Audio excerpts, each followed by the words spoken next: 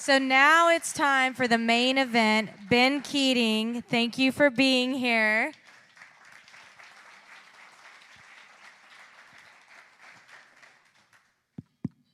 You're on. You're welcome. So we're just going to start out the fireside chat for those of you who haven't been here before. It's just us chatting like you would around, a campfire and talking and learning a little bit more about you and what you've done and your journey. So I'll start off by asking you, where did you grow up and what kind of family did you have? I thank you. I appreciate the opportunity to be here. I love talking about this stuff. So I grew up in Tomball, Texas, on the north side of Houston, and my father was the dealer at Tomball Ford in Houston, and we grew up on a pecan orchard. And I had my parents and two sisters. And when I think about our family growing up, the phrase that comes to mind for me is work ethic. In that we kind of all had the belief that nobody would outwork a Keating, and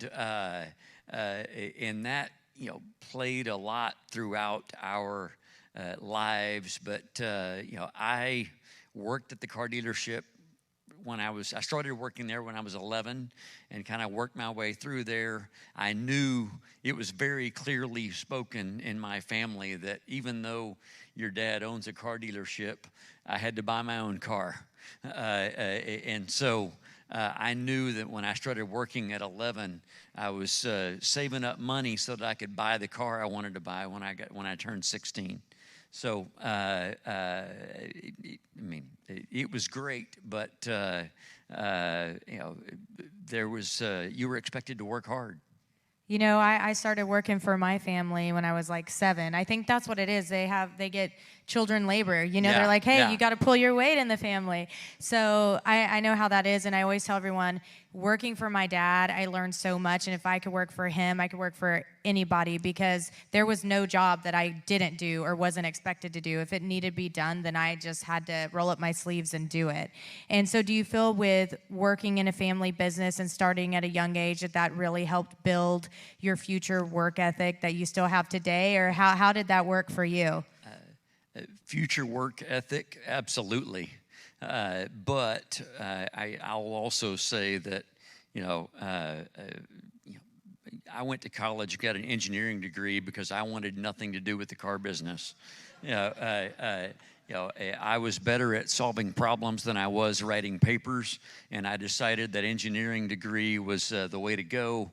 But from my perspective, it's funny now because I'm in the car business, but back then, my perspective of the car business was picking up trash and parking cars in a straight line and washing cars, and I hated all of that crap. I didn't want anything to do with it. And as far as I knew, that's what the car business was, because that's all I ever did, and I wanted nothing to do with it. And that's so interesting when you work for your family, the things that you do and how you view that career of a car dealership. So now I have to ask the question, how did you go from an engineering degree and now into car dealerships? How did that happen? So I had an interesting high school years, I guess is what I would say. I went through drug treatment twice in high school. I ended up being my own legal guardian for my senior year of high school. Even though my family always lived in Tomball, I lived on my own in Oklahoma City for my senior year of high school, which I thought was just no big deal back then. Now that I have 2 kids, I can't even imagine how that ever took place. But I didn't have my parents there to tell me that it was time to apply for college. And so, I kind of realized I'm graduating from high school. I've got to figure this out really, really quickly. The first the first acceptance letter I got was from Texas A&M, and that's where I went, and that's how I made the decision. And you know, as I mentioned earlier, I went into engineering because I knew I was better at solving problems than I was at writing papers. But yeah, I did an internship between my junior and senior year for a insurance company that serviced car dealers. And so I was, you know, I was kind of the fly on the wall, or the assistant, the helper, the one who made all the copies. And I traveled around with the agents, going around to different car dealerships all summer long.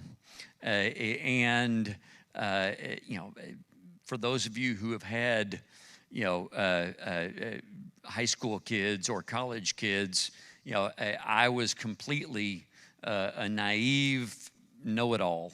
Yeah, and you know, I thought I knew, you know, what the car business, you know, how to be successful in the car business. And as we went around to all these other dealerships, my thought was, you know, I know this is a super competitive business, and I think I can run circles around all these guys that we are meeting with. I was not very impressed with their operations, and I decided that, you know, if these guys are my competition, then this is the business I want to get into. And that's how the decision was made. So it had nothing to do with your family or growing up in that. You went on your own term. Isn't that amazing how he circled back? And that's what's funny, because I'm sure a lot of people sometimes will assume you're in the car business because your family was in the car business, and when in fact that doesn't even really have anything to do with it. It's true. Yeah, I mean, my grandfather was a Ford dealer. He had 5 kids, and 4 of them became Ford dealers. So every time we went to Christmas or Thanksgiving, all we talked about was the car business. That's probably why I felt like an expert, you know, even though I really knew nothing. You were schooled in car dealerships without That's even right. knowing it. Yeah, yeah. So you talked about going to college.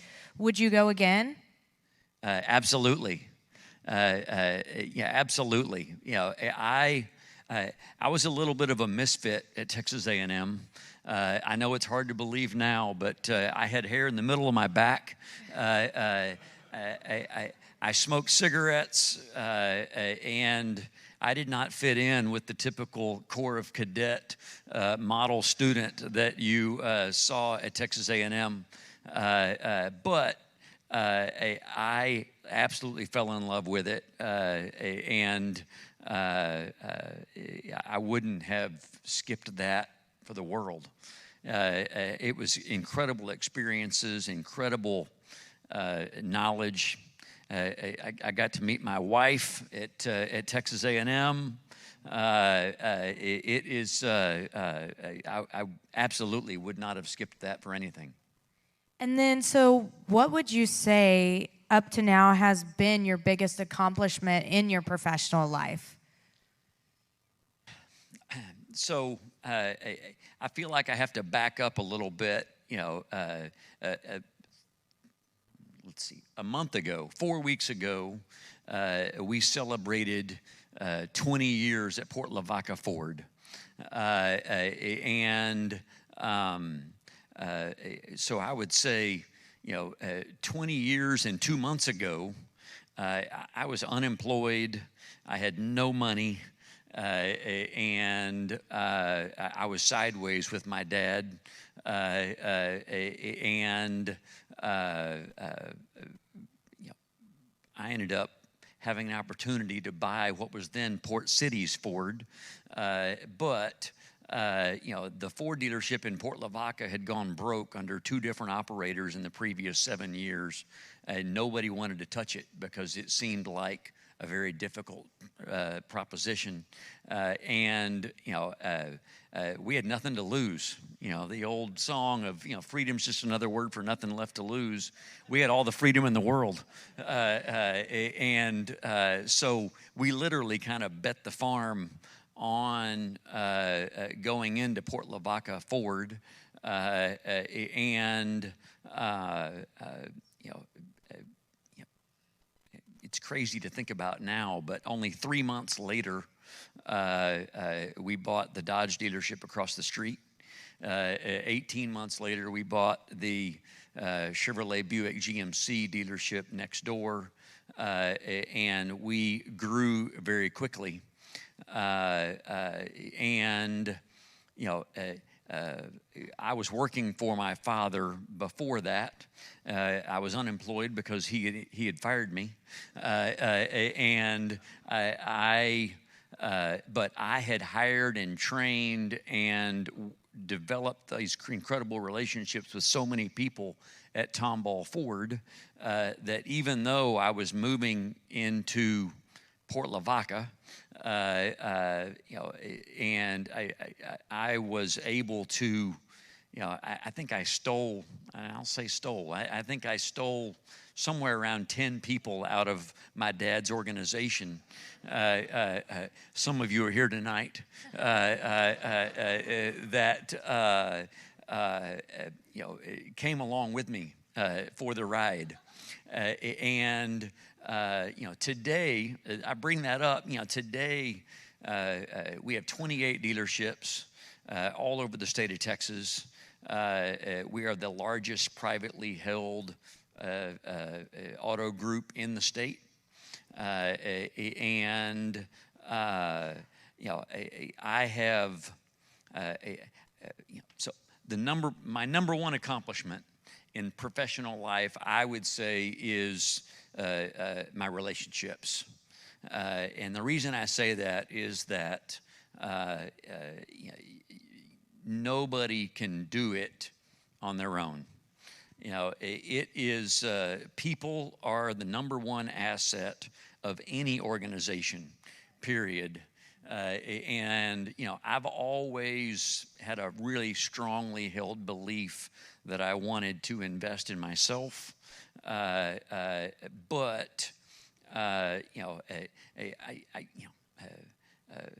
I want to bet on my ability to solve problems better than the next guy. I want to invest in my passion, in my work ethic, I want to invest in myself.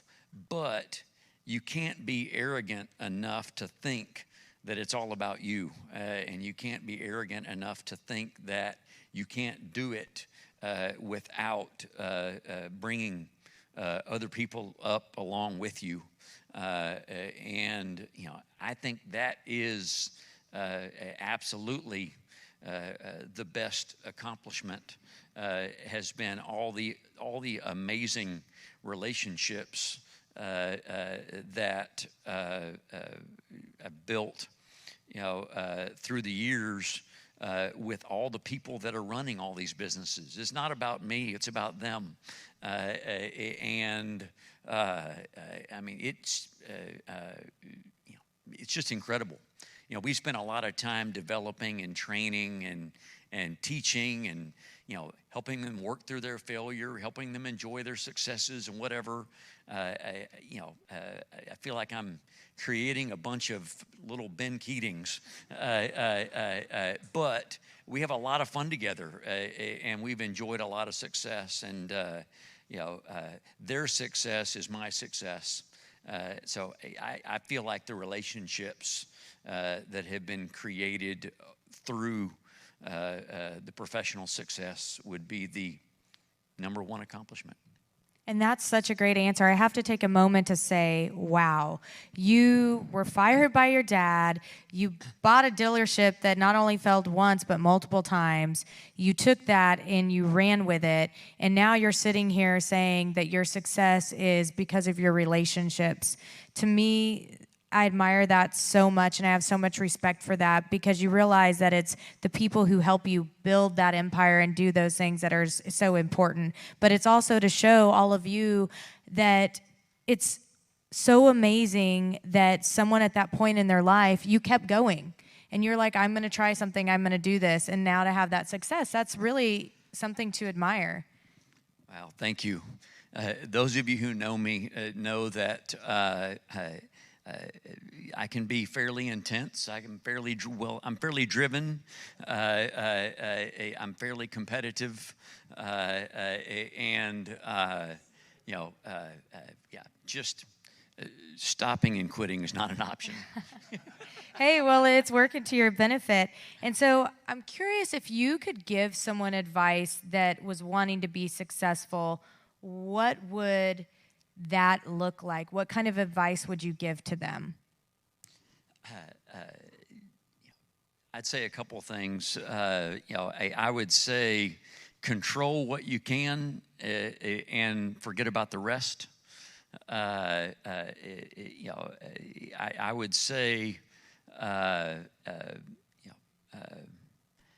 so I want to define success first. So, to me, success is achieving the goal that you have set out for yourself, which is a simple answer. But the reality is that the goalposts are moving all the time. And so you have to redefine what that goal is all the time, and redefine what success looks like all the time, and therefore success is relative. I spend a lot of time talking about making comparisons. Everybody's opinion about everything, everybody's judgment about everything, everybody's decision making it's all based on a comparison. I could give you a lot of examples of that, but I recognize that it's all based on a comparison, and therefore it's all relative. And so now I'm trying to remember the question you asked me. You asked what advice I would give them about being successful, and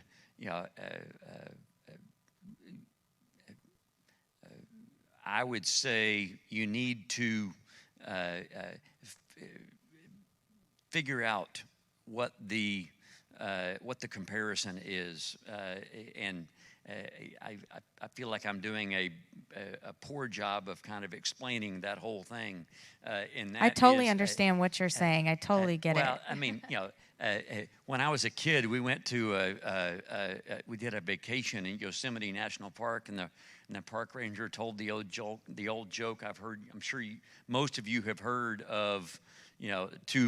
Two guys coming to an open field, and they see a bear over there, and the bear starts coming to him, and the guy starts taking off his pack and putting on his track shoes. The other guy says, "What are you doing? You can't outrun the bear." And he says, "I don't have to outrun the bear. I only have to outrun you." Right? That's how I look at life. I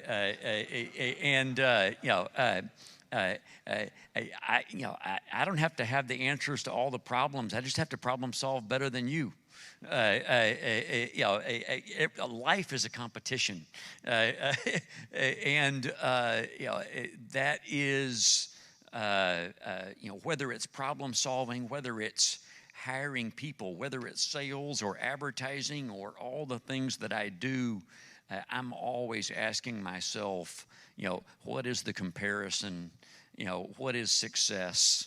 It's all relative, and the goalposts are always moving, and so it is. It's a matter of of figuring out what success looks like, but then also realizing that it's only relative to whatever else is going on around you. So,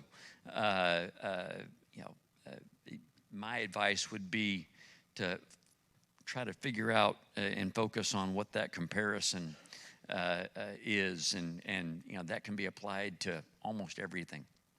No, and that's great advice. And I really like how you said the goalposts are always moving, because that's true. Just because you set a goal doesn't mean, you don't have to pivot because something's changed. And that's really good perspective that you gave. So thank you for that. And I'm curious, you talked about graduating from college. If you were graduating today, what would be the thing that you would focus on? So I would say, I would focus on wherever the passion is. And what I mean by that is that no matter what you choose to go get into, no matter what you choose to do for a career or a business or a job or whatever, I mean, in my view of it, if you're going to be successful with it, you're going to have to think about it 24/7. You're gonna work harder than everybody else. You're gonna work longer hours than anybody else. You're not gonna be paid what you're worth, and you have to be okay with that. It has to envelop you. You have to enjoy it. You have to enjoy the pain. And the only way that happens is if you're passionate about it. If you're passionate about it, doesn't matter what you're going to do, you're going to succeed. And if you're not, then it's just a job. It's just boring, and your chances of success are not as high. Very true. Got to have the passion so that you want to work hard to do whatever it is that you've chosen to do. And so with talking about passion and your career and everything you've done, was there some advice along the way that was really pivotal, that really helped you, that you still remember to this day? Like the best advice you ever got?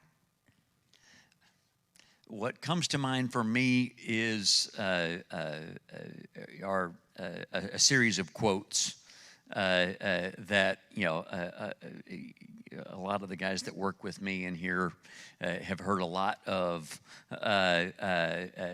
But one of my favorite quotes is, "The world makes way for a man who knows where he's going." And I found that to be very true.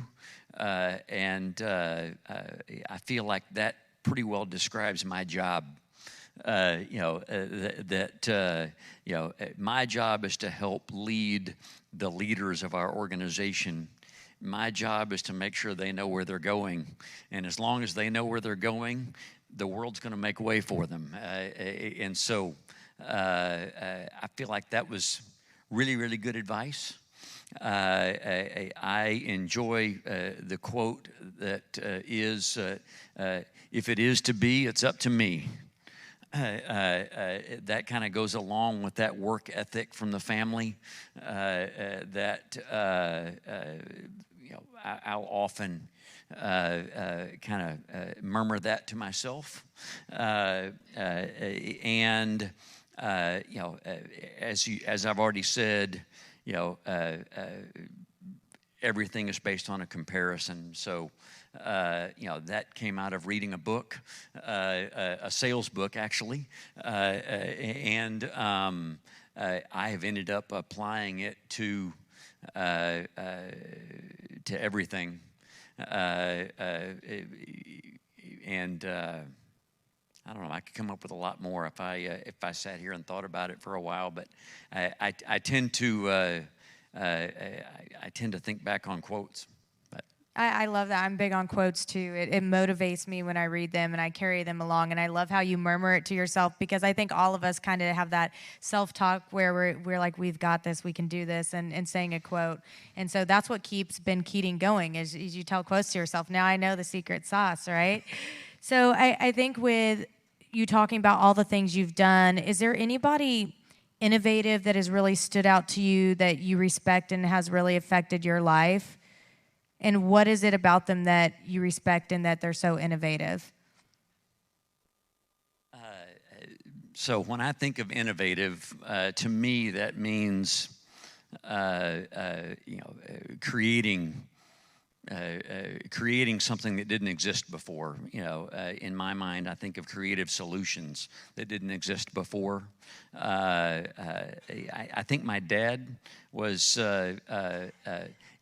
he didn't come into the business as golly, now that I think about it, he also got an engineering degree and had no plans of getting into the car business. He was working. Father like son. Yeah, he was working for Owens Corning Fiberglass. And anyway, he tended to have a very creative view on how to solve problems within his business, and he was extremely innovative at creating solutions that didn't exist before, and I kind of grew up with that, and so for sure that infiltrated me, and that would be one big answer. The one that I am focused on right now, I guess I would say that comes to mind is a guy that I don't expect anybody in the room to know, but a gentleman named Larry Van Tile. He is a friend, but he was kind of one of the original mega dealers. He is he was where I am today 30 years ago, and he grew to be the largest privately held auto group in the country, and there aren't very many people that you can talk to about your specific issues that you're dealing with, and I've developed a really good relationship with I call him LVT, Larry Van Tile, and it's just awesome how innovative he was such a long time ago when nobody had, he went where no man had gone before, and he's available to me now for me to ask him like a mentor how he did it. You bet. Yeah. And so you have all these car dealerships that you have going, and so you're obviously innovative in what you're doing. I mean, I remember when Port Lavaca, all your dealerships started popping up. Every time I turned on the radio, every sign, I mean, it was everywhere. And how have you kept that going? What do you think is your secret sauce for that? Well, the answer is I haven't kept that going. You were here a long time ago. You remember all those, as I'm sure most of you do, but you'll realize that I'm not on the television much anymore. I'm not on the radio much anymore. But at that point in time, and even still today, I tend to have an engineering type approach to all my situations, and at that time, like I said earlier, I had my back was against the wall. I had bet the farm, and at the time, our secret sauce was the fact that we had brought all these people out of Houston, all these relationships that had come with me out of Houston. We knew how to compete in the Houston market. We thought the entire world operated that way. We came down to Port Lavaca and realized, whoa, this is really different. And we made the decision not to operate any differently than we did when we were in Houston. And we were big-time disruptors in the market. And not only here, but anywhere within 2 hours. We were big disruptors in Corpus Christi. Back then, I way overspent on advertising. But I had 3 different dealerships in Port Lavaca. I had started an advertising agency, and I was constantly doing little bitty experiments to figure out what worked best. And I mean, as annoying as it was, I proved beyond any shadow of a doubt that 15 commercials per day was better than 12. And once I figured that out, we had 15 commercials per day, per dealership, per channel. I remember. I got a phone call from one lady really upset one day because I had come on 9 times during Oprah.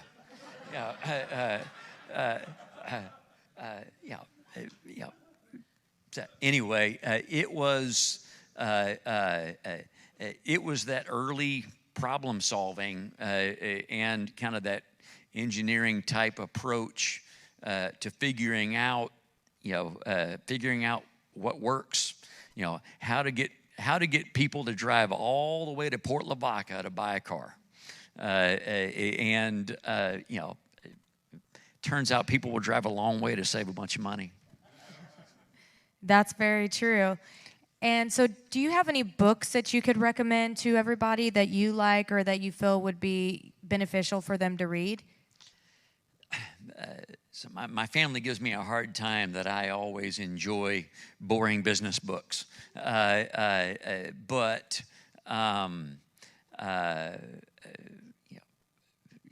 I'll just say the 3 books that I have asked my children to read.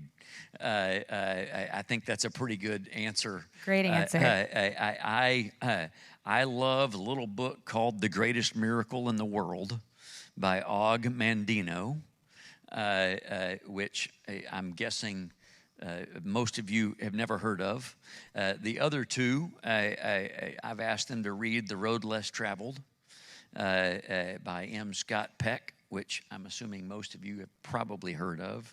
And I asked them to read 7 Habits of Highly Effective People by Stephen Covey. I think all 3 of those are extremely beneficial when it comes to relationships, that's kind of how I feel success is most easily found, whether it's professional or personal.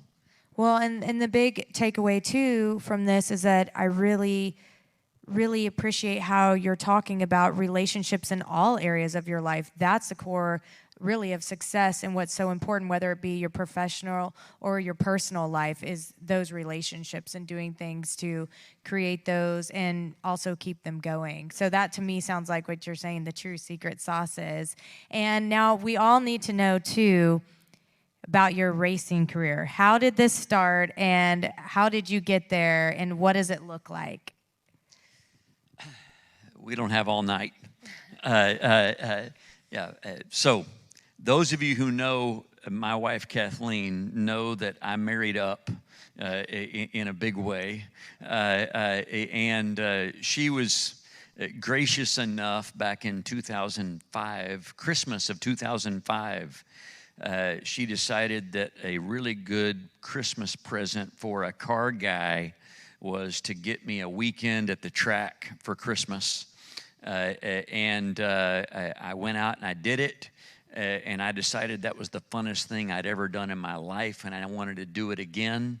And I went out and did it again. So I did it in, the first time May of 06, the second time January of 07. I'm going to really try to shorten this up because I could talk a long time. But the short version is I got completely hooked. I ended up buying a race car, and because I bought a race car, I accidentally got put in the race group, and so I started racing wheel to wheel against other cars when I had never done it before, and I had no business being there. And in my first 6 events, I was involved in 6 wrecks, and the series came to me and said, nobody wants to drive with you on the track anymore, and so you're on probation, and if you have another wreck in the next 6 months, then we're kicking you out. And that's exactly what I needed. I backed it down a little bit, and in 08, I raced in 8 events, and I won 7 of them. Now, very small class. There are only 3 cars in our class, and the other 2 guys were really bad. But I did win 7 out of 8 races, and I won the championship. And then I decided to graduate to a different car in a larger class. I won the championship there in 2009, and I kept going up into different cars and different classes, and I kept finding success, and just kept working my way up to the point that in 2013 I made the decision. So at Tomball Dodge in Houston, we were the #1 volume Viper dealer in the world, and so I had a really close relationship with Chrysler. And I had always raced, when I started, that very first event was in a Dodge Viper. So I'd always raced Vipers. I was racing in the Viper Racing League or the Viper Cup, all these different Viper series. And so Chrysler was racing in the American Le Mans series in a Viper, in their all-pro manufacturer level type of racing. So I made the decision to go race in the American Le Mans series in a Porsche in their what they would call their Pro-Am class, the class for the businessman to be able to go in and compete on the same track at the same time with all these other cars. And it was a good move because I convinced Chrysler to build a GT3 version of the Viper, which I then started racing in IMSA, which is the biggest endurance sports car series in North America. And so I've done that for the last 10 years, 12 years, something like that. And then for the last 3 years, I've started racing in the World Endurance Championship. None of this is going to mean anything to most of you. I will say that we have been very successful in 20. I've won the 24 Hours of Daytona. I've won the 12 Hours of Sebring 3 times. I've won a race called Petit Le Mans. I've done the 24 Hours of Le Mans in France the last 7 years in a row. But I've gotten a first, a second, and a third in the last 4 years in our class. I won the championship in what they call an LMP2 prototype, which is just a weird-looking car. Last year, I got second place in an Aston Martin in the World Endurance Championship. In Europe, they call it vice champion, which sounds way better. Yeah, so Kathleen got me a gift 15 years ago. It's still giving. It's a gift that kept giving. And it has gone nutso. But it is. She is very gracious about it all. She loves the fact that I have found something that I'm passionate about outside of work. And do you feel that finding that passion has actually helped you with work, having something outside of it? Do you think that it inspires you to focus on that and kind of reinvigorates you? I would say yes. I have some weird tick in my brain. I don't know what to call it, but I am extremely. I love competition. And I don't have to win all the time, but I am very driven, and I just love. I love the idea of competition, and that's kind of what drives me in business, and it's also what drives me in my my recreation of racing cars. I get the benefit of working with cars and playing with cars, but for me, that competition side of things just kind of feeds my soul, and I think it makes me easier to be around at home. She gave a thumbs up. That's right. Nobody in my family wants to play cards with me. Or Monopoly. Yeah, anything. It's so depressing. So, what do you feel that this area in Victoria could focus on to make it more economically vibrant? What would you say would be something that they should focus on, in your opinion? I think that's a minefield. But I would say that in my experience, there's no such thing as a silver bullet. It's never just one thing. Success does not happen because you changed one thing. It is the summation of thousands of small little good decisions or small little, injections of passion, and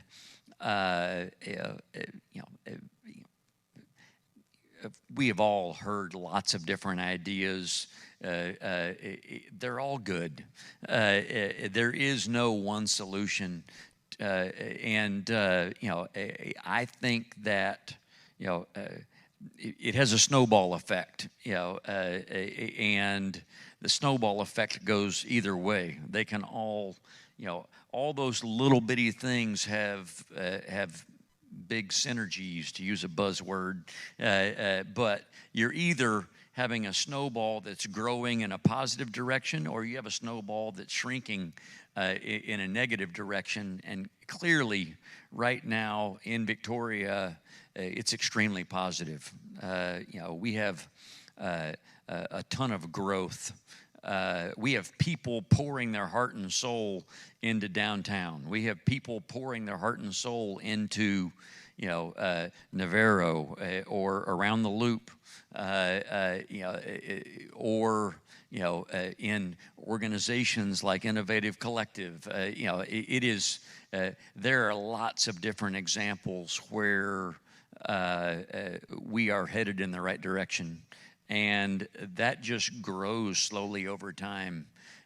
We have much better support in our local government than we've had in the past. I feel like there are lots of little things that feel really good about it, and the key to it is just to keep pushing it forward. I know that's what you're doing. That's what you're working on. But I don't think there is really any one thing that is the answer to making Victoria this amazing community that everybody wants to come visit. I think it happens over time as a result of thousands of little injections of passion. Injections of passion. I That's don't know fantastic. why I came up with that phrase. But. Well, and I think it's a community, everyone working together, and I feel that snowball effect in a positive way right now, where there's all these different things happening, but at the same time, even though it's so many different things, everyone is coming together, and it's a really beautiful thing to experience and to witness happening in our community.